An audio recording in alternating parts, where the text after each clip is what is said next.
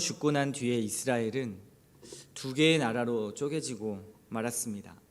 한쪽은 여로보암이 왕으로 세워진 북이스라엘과 또 르호보암이 왕으로 세워진 남유다가 있습니다. 12장부터 16장까지는 남유다와 북왕국의 왕들을 소개하면서요, 그들을 평가합니다. 그리고 그들을 평가하는 기준은 오직 하나님만을 경배했는가라는 것이죠. 그리고 17장에 와서는 왕들을 소개하는 이야기를 잠시 멈추고 오늘 우리가 말씀을 읽었던 것처럼 엘리야 선지자의 이야기로 그 이야기가 넘어가게 됩니다.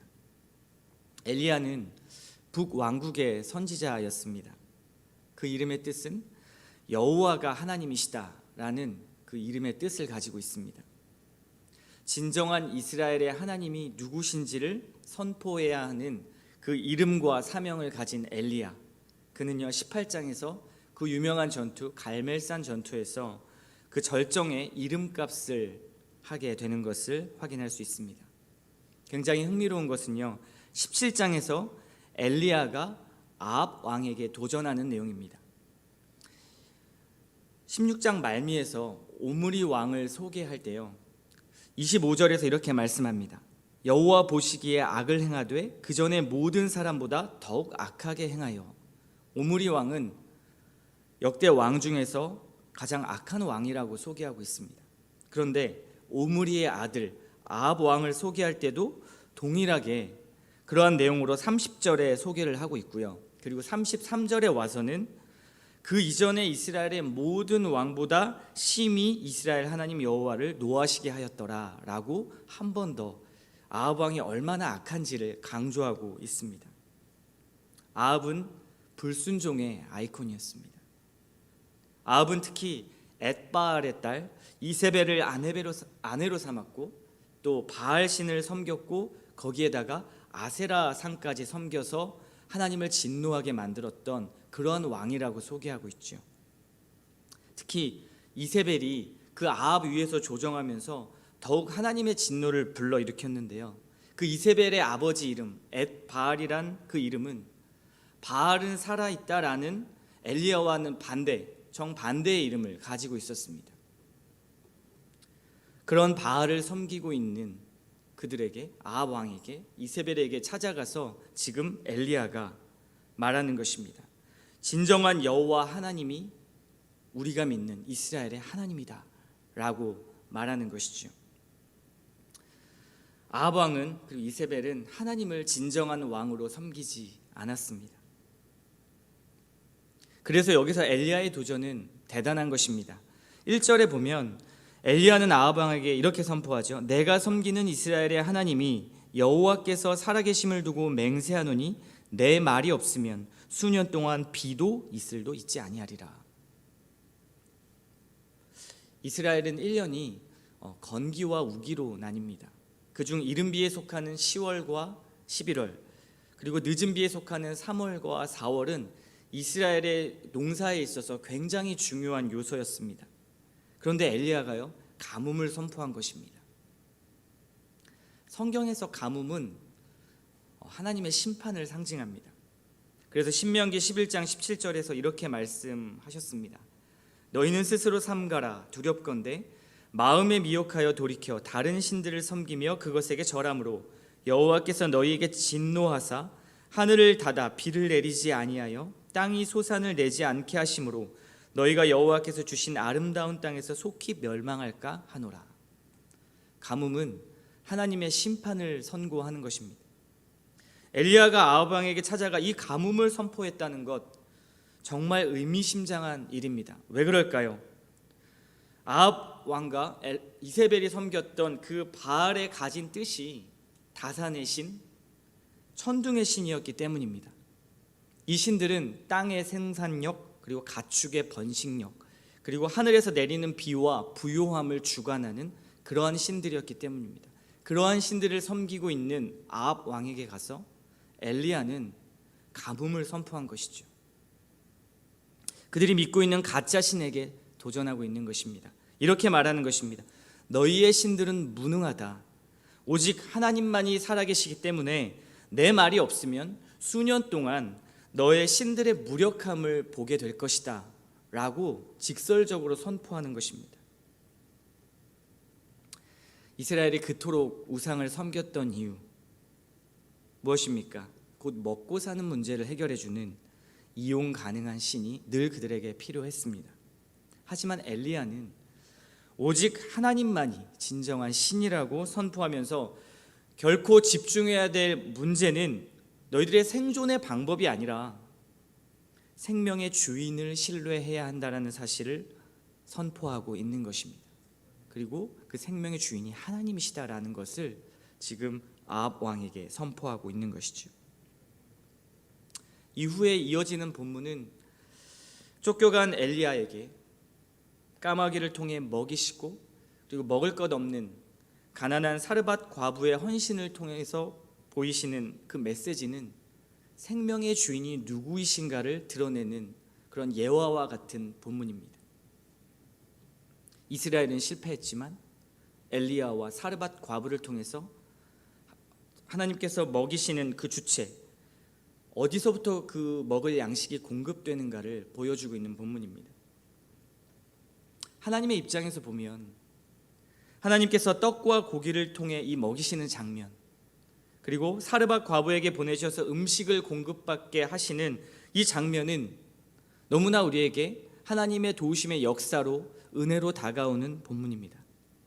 그런데요, 저는 이 말씀 묵상 가운데 이것을 정말 가볍게 그냥 은혜라고 쉽게 말할 수 있겠는가라는 지점에서 멈추게 되었습니다. 이 짧은 본문 안에 엘리야의 깊은 믿음의 고뇌가 생략된 채 떡과 고기를 받았으니 은혜이다 라고 그냥 말하는 것 같았기 때문입니다. 엘리야가 바알에게 도전한 대가가 무엇이었을까요? 우리는 이 너무나 1절부터 바로 2절, 3절이 급격하게 지금 점프를 하고 있기 때문에 엘리야의 심정이나 어떤 엘리야의 상태에 대해서는 전혀 나오지가 않고 있습니다. 엘리야가 바알에게 도전한 대가는 무엇일까요? 또 그의 상태를 우리의 눈으로 평가해 보면 어떻습니까? 그는 순종 이후에 그릿 시냇가에서 숨는 인생이 되었습니다. 본문을 보면 나와 있죠. 먹을 것도 자유롭게 먹을 수 없는 상태가 되었습니다. 까마귀가 물어줘야만 먹는 상태가 되었습니다. 우리가 아까는 주시는 떡과 고기를 공급해 주셨기 때문에 은혜라고 말할 수 있겠지만 다시 정신을 차리고 보면 까마귀가 물어줘야만 살 수 있는 상태가 된 것이죠. 매우 수동적이고 또 안정적이지 않습니다. 심지어 자신이 선포한 대로요, 가뭄이 들어서 자신이 마시던 시냇물조차도 말랐다라고 기록하고 있습니다. 엘리야의 순종의 대가, 이것은 은혜라고 쉽게 말하기는 어려운 그러한 상태일 것입니다. 조금만 더 본문을 깊게 보면 그렇습니다. 이후에 엘리야는 더 가혹한 순종을 하게 되죠. 가뭄 때문에 먹을 것이 없어서 이제는 겨우 가루 한 움큼 그리고 기름 조금뿐인 과부에게 찾아가 떡을 달라고 말합니다. 정말 벼룩의 간을 빼먹어도 모자를 그러한 상태, 지금 그것을 보여주는 것이 엘리야의 요구입니다. 사르밧 과부에게 순종을 요구하지요. 물론 그 뒤의 이야기는 우리가 본문을 통해 확인할 수 있지만 하나님의 과부의 병의 기름이 마르지 않고 통에 가루가 떨어지지 않게 하나님이 쭉 공급해 주셨다, 정말 더 큰 은혜가 있었다라는 것에 우리는 또 은혜를 받습니다. 이렇게 순종했으니 하나님이 이렇게 부어주셨다. 하지만 이 과정 속에는 이들의 인내와 아픔의 모든 과정을 우리가 단번에 뛰어넘어 버리고 단순히 이것이 은혜였소 라고 말하기엔 엘리야와 사르밧 과부의 순종이 너무나 어려웠던 순종이었던 것입니다. 우리는 이 순종의 과정을 은혜라고 말하지 않고 결과를 은혜라고 말하죠. 제가 쉽게 생각했던 이 결과적인 은혜는 사실 엘리야의 목숨이 달려있던 은혜였고요, 사르밧 과부의 목숨이 달려있던 은혜였습니다. 그가 자신의 생명을 걸고 아합에게 나간 것이죠. 또 그가 하나님께 순종함으로 찾아온 결과는 무엇이었습니까? 우리가 바라는 대로 모든 일이 잘 풀리는 것이 아니었습니다. 오히려 하나님 앞에 순종했더니 더 안 좋은 결과들이 우리의 눈에는 보이는 것입니다. 그리고 이것을 우리는 거세하고 나중에 떡과 고기를 공급해 주신 것, 기름을 채워주신 것, 그것을 은혜라고 말하는 것입니다. 만사가 형통하고 풍요의 가짜 신에게 하나님을 선포한 엘리야, 그렇게 했으니 진정한 풍요를 주시는 하나님 앞에 풍요와 부요를 맛보는 일 당연히 우리에게 주어져야 하지 않겠습니까? 그런데 엘리야에게 그러지 않았죠. 우리의 기대와는 전혀 다른 삶을 살고 있는 것입니다. 엘리야는 하나님의 말씀 앞에 순종하고 기꺼이 불편한 자리로, 위험한 자리로 자신을 던졌습니다. 엘리야가 어떤 고뇌와 고민 그리고 감정도 없이 이 모든 일에 너무나 쉽게 선지자이기 때문에 로버트처럼 하나님의 말씀에 순종했을까요? 그렇지 않습니다. 그 증거가 엘리야가 갈멜산에서 담대하게 바알 선지자들과 전투하는 장면이 나오지요. 그리고 하나님이 누구신가를 강력하게 선포합니다. 그 뒤에 이세벨이 자신을 죽이려고 할 때, 그때 엘리야는 광야로 도망을 갑니다. 거기서 두려움에 벌벌 떨면서 하나님께, 하나님 이럴 거면 차라리 나의 생명을 거두어 가십시오라고 고백하는 좌절의 상태로 가게 되지요. 절망의 끝으로 갑니다. 그도 엘리야도 믿음의 롤러코스터를 타는 것입니다. 똑같은 한 인간이었죠. 이러한 모든 은혜의 과정을 생략한 채 순종 이후의 끝에서 주시는 떡과 고기, 문제 해결에만 우리가 집중해서 그것만이 은혜라고 말하는 것이 제가 이 본문을 볼 때 느꼈던 두려움이었습니다. 만약 반대로 뒤집어서요, 떡과 고기를 주시지 않았더라면 엘리야에게 이것이 우리가 은혜라고 말할 수 있겠는가 하는 것입니다. 갈멜산 전투 후에도 하나님께서는 엘리야에게 어떤 더 큰 복을 내려주시기보다는 이세벨에게 쫓겨서 목숨을 위협당하는 신세로 전락하게 만드셨습니다. 아픔의 과정, 고민의 과정은 은혜가 아니고 불행으로 생각하고 있지는 않는가 하는 것입니다. 좋은 결과가 아니라면 은혜가 아닐까요? 저희 가정이 이틀 전에 이사를 했습니다. 저는 결혼한 지 이제 7년 정도 되었는데 7년 동안 7번의 이사를 했습니다. 그런데 마지막 이 7번째 이사가 정말 저에게는 힘든 이사였습니다. 이사를 계획하는 과정부터 끝나는 과정까지 정말 어느 것 하나 제대로 일이 풀려지는 것이 없었습니다.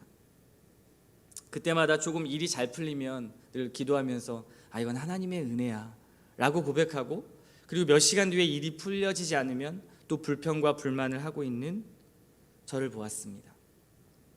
결과론적인 은혜, 결과론적인 신앙이 저에게 있었다는 사실을 보았습니다. 하지만 저는요, 하나님께서 엘리야에게 공급하셨듯이 우리에게 까마귀를 통해 계속해서 공급하실 것이라는 것은 믿고 있습니다. 또 엘리야를 통해 사르밧 과부의 굶주림을 해결하신 것, 그 은혜도 믿습니다. 그러나 여러분과 나누고 싶은 것은요, 하나님께서 무엇을 주시고 해결해 주시기까지의 모든 과정도, 풀리지 않는 과정도 하나님의 은혜라는 사실입니다. 이 고백은 전적인 하나님의 주권과 섭리를 인정할 때만 나올 수 있는 고백입니다. 그러니까 내 입에서 계속해서 불평과 불만이 나오고, 일이 잘 될 때는 하나님의 은혜요, 일이 풀리지 않을 때는 하나님 앞에 원망하는 것은 사실은 하나님의 통치하심과 섭리를 완전히 신뢰하지 못하는 것과 같습니다. 결과에 따라 하나님의 은혜를 우리가 판단하는 것이죠. 그 과정 속에서 내가 얼마나 하나님을 붙들고 있는가, 내가 얼마나 하나님과 더 깊은 관계로 가는가가 하나님의 은혜입니다. 우리 인생 속에 펼쳐지는 어떠한 작은 결과 하나로 우주보다 더 크신 하나님을 판단하거나 그분의 성품과 능력을 우리가 함부로 측정할 수 없는 것이죠. 크신 하나님이 그저 내 인생을 붙들고 가신다는 것을 느끼는 것, 그것이 은혜입니다.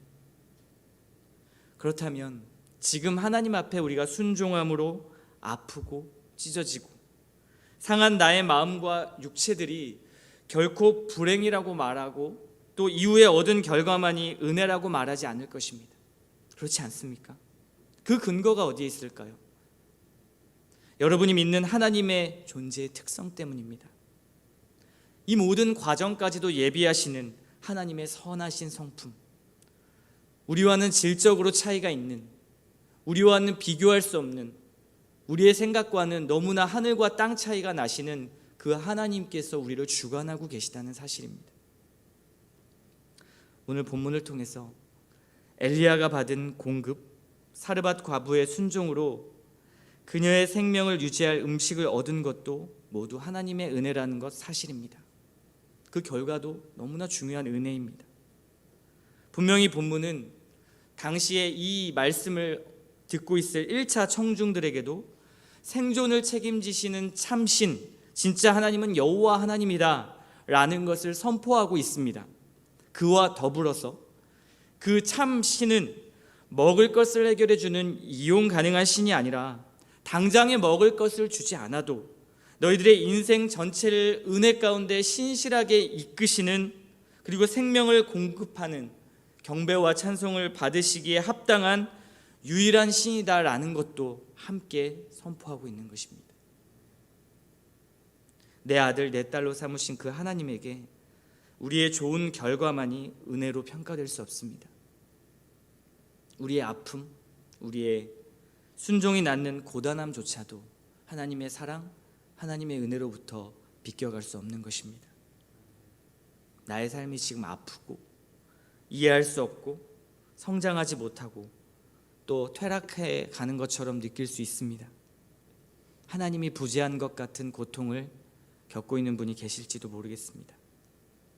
하지만 하나님은 그 과정을 통해서 분명히 은혜로 역사하고 계시다는 사실, 또 우리가 그토록 원하는 좋은 결과도 함께 주신다는 사실, 그리 아니하실지라도 하나님은 신실하다는 사실을 믿으시기 바랍니다. 궁극적인 결과, 그 어떤 것과도 바꿀 수 없는 은혜의 결과를 예수 그리스도를 통해 보장하지 않으셨습니까? 이미 우리는 얻은 결과를 가지고 불평하는 것입니다. 우리는 이미 받은 삶을 사는 것이기에 어떤 순종의 고단함도 또 제자로 살아가는 불편한 삶도 인내할 수 있는 것입니다. 오늘 말씀을 통해 상황에 따라 변하는 은혜가 아닌 모든 상황 속에서 하나님의 은혜라고 고백할 수 있는 심령과 입술을 달라고 기도했으면 좋겠습니다. 그리고 하나님의 행하신 이 사역의 은혜가 가슴 깊이 다가와서 하나님의 마음과 연결된 그 은혜, 비록 내 상황은 깜깜하고 답답하고 또 하나님이 안 계신 것 같아서 나의 신앙이 도대체 무엇인가라는 고민 속에서도 결국 하나님께서 인도하셔서 이것이 하나님의 은혜였소라고 깊이 고백할 수 있는 그러한 저와 여러분이 되시기를 축원합니다.